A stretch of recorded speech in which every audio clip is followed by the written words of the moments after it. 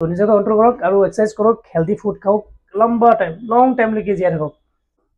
এটা কনফিউজন, কিছুমান মানুহে মোক কমেণ্ট কৰিছে যে প্ৰটিন শেক যিটো প্ৰটিন পাউডাৰ এইটো কি আমাৰ লোৱাটো দৰকাৰ নেকি, আমাৰ ল'ব লাগেই নেকি? মই ৱৰ্কআউট কৰি আহিছোঁ, মোৰ প্ৰটিন লাগে, ৱৰ্কআউটৰ পিছত মই প্ৰটিন ল'লোঁ এণ্ড কল এটা খাই আছোঁ যিটো কাৰ্বহাইড্ৰেট হয়। তো প্ৰটিনৰ কথা কওঁ, প্ৰটিন আমাৰ বডিত লাগে ইনিচিয়েল, আমি ৱৰ্কআউট কৰোঁ ইয়া নকৰোঁ তাত কোনো মেটাৰ নাই, আমাৰ গাত আমাৰ বডিত প্ৰটিন লাগিবই, যিটো নিড হয় 0.8 গ্ৰাম পাৰ কেজি বডি ৱেইটত আমাৰ প্ৰটিন লাগিবই। যদি ৱৰ্কআউট কৰি আছোঁ, আমি নৰ্মেল ফিটনেছ থাকিব খোজোঁ, তেনেহ'লে আপুনি পাৰ ডে নহয় মানে আপোনাৰ পাৰ কেজি 1 কেজিত আপুনি 1 গ্ৰাম প্ৰটিন আপোনাৰ ল'ব লাগিব। যদি মাছল বিল্ড কৰিব খোজে তেনেহ'লে পাৰ ডে 2 গ্ৰাম আপোনাৰ প্ৰটিন লাগিবই এনি হাউ। যদি ৱৰ্কআউট কৰে নকৰে তো 0.8 গ্ৰাম পাৰ কেজি বডি ৱেইটত ল'বই লাগিব। তো মই যদি একো নকৰোঁ বাছ নৰ্মেলি ফিট থাকিব খোজোঁ, তেনেহ'লে মোক কিমান প্ৰটিন দৰকাৰ পৰিব? মোৰ ৱেইট 65 কেজি, মই 65 গ্ৰাম প্ৰটিন ল'ম, বাছ মোৰ হৈ গ'ল, বেছি আৰু নালাগে, মেইনটেইন থাকি যাব মোৰ। তো কথা হ'ল প্ৰটিন আমি এক্সট্ৰা যিটো ছাপ্লিমেণ্ট এইটো আমাৰ লোৱা দৰকাৰ নেকি আৰু ল'ব লাগে নেকি? তো মই আপোনাক জনাই দিওঁ, প্ৰটিন আপুনি যদি খোৱাৰ পৰা আপোনাৰ মিল, আপুনি ভাত খাই আছে, ৰুটি খাই আছে, ডাল চিকেন যিবোৰ খাই আছে, তাৰ পৰা যদি আপোনাৰ প্ৰটিন ইনটেক পূৰা হৈ আছে, আপুনি যদি ট্ৰেক কৰিছে যে মোৰ পূৰা দিনত মোৰ 60 গ্ৰাম या 65 গ্ৰাম প্ৰটিন হৈ গ'ল মোৰ, তেনেহ'লে এক্সট্ৰা প্ৰটিনৰ দৰকাৰ নাই, ন' নিড। যদি এক্সট্ৰা প্ৰটিন আপোনাৰ লাগে তেনে আপোনাৰ খোৱা পৰাটো যদি কম হৈ আছে, ধৰক আপুনি অফিচত কাম কৰিব গৈ আছে বা স্কুলত যিকোনো আপুনি বিজি টাইম, আপোনাৰ মিলটো যিটো মেইন মিল ব্ৰেকফাষ্ট, লাঞ্চ, ডিনাৰ, তিনিটা মিল যদি আপুনি ল'ব পৰা নাই টাইম মতে, তো আপুনি এইটো মিল ল'ব পাৰে, সেইটো প্ৰটিনটো ল'ব পাৰে যিটো আপোনাৰ মিল পূৰা হোৱা নাই। তো এইটো আপোনাৰ প্ৰটিন ইনটেকটো পূৰা কৰি দিব।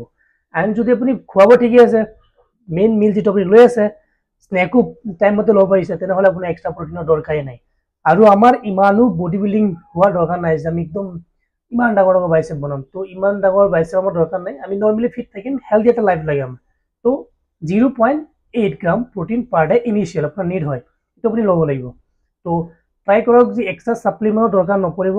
আপুনি যিবোৰ খাই আছে, চিকেন, আণ্ডা, যদি ভেজিটেৰিয়ান হয়, টফু, পনীৰ, চয়াবিন, ডাল, ৰাজমা, বহুত কিবা কিবা আছে, তাৰ আপোনাৰ প্ৰটিন ইনটেকটো পূৰা কৰক। যদি হোৱা নাই তেনেহ'লে যদি এক্সাৰসাইজ কৰি আছে তো এক্সট্ৰা প্ৰটিনটো ল'ব, তেনেহ'লে আপোনাৰ কেলৰি বেছি ল'ব লাগিব।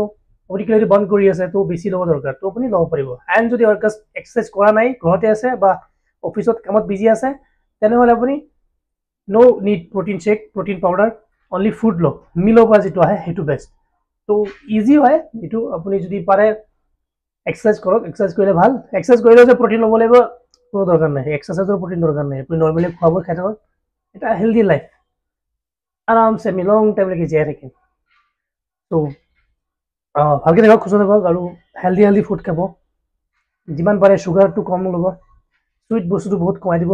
চুইট চুগাৰ, হোৱাইট চুগাৰ এটা বহুত বেয়া বস্তু। মই খাওঁ, হয় নহয় যে মই নাখাওঁ, এইবোৰ অলপ খাওঁ কিন্তু লিমিটত। আপুনি যদি পাৰে যিমান পাৰে তিমান কমকৈ খাব। তো সেইটোৱে, যিমান পাৰে নিজকে কণ্ট্ৰল কৰিব। যদি এটা বস্তু খাবলৈ মন গৈছে আপোনাৰ, যদি ভাবিছে যে মই অলপেই খাম তো পিছত আৰু নাখাওঁ, কণ্ট্ৰল হৈ যাব, তেনেহ'লে আপুনি খাব পাৰে। তো নিজকে কণ্ট্ৰল কৰক আৰু এক্সাৰসাইজ কৰক, হেল্ডি ফুড খাওক, লম্বা টাইম লং টাইমলৈকে জীয়াই থাকক। আমাৰ চবৰে আশা, মোৰো আশা যে মই 100 বছৰলৈকে জীয়াই থাকোঁ এটা হেল্ডি লাইফত। তো আপুনিও পাৰিব। তেতিয়ালৈকে সুস্থ থাকক, লগ পাম নেক্সট ভিডিঅ'ত এটা। তো ধন্যবাদ।